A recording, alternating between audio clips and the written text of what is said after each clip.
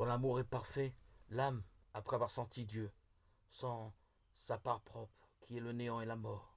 Elle a une telle conscience de ses vides et de ses maux, qu'elle sent sa délivrance entière au-dessus de la puissance des saints et réservée à Dieu seul.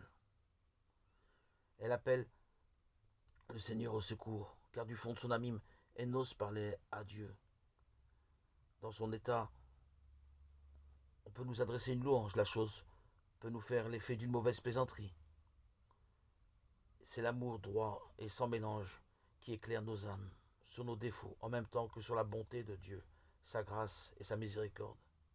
Les larmes et les douceurs qui se produisent alors, au lieu d'engendrer l'amertume, engendrent la joie et la sécurité. C'est cet amour que Jésus introduisit dans nos âmes. Et ainsi, l'absence de toute lésion devient pour le Seigneur un fait d'expérience. Nous avons absolument besoin de nous unir à Jésus, l'auteur, la source de la grâce, pour avancer dans notre conversion à l'amour divin.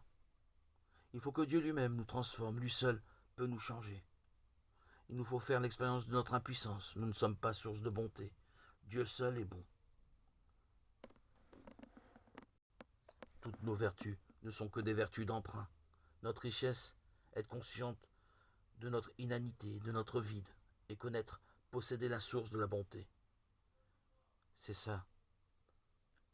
Quand il est écrit, si quelqu'un a soif, qu'il vienne à moi.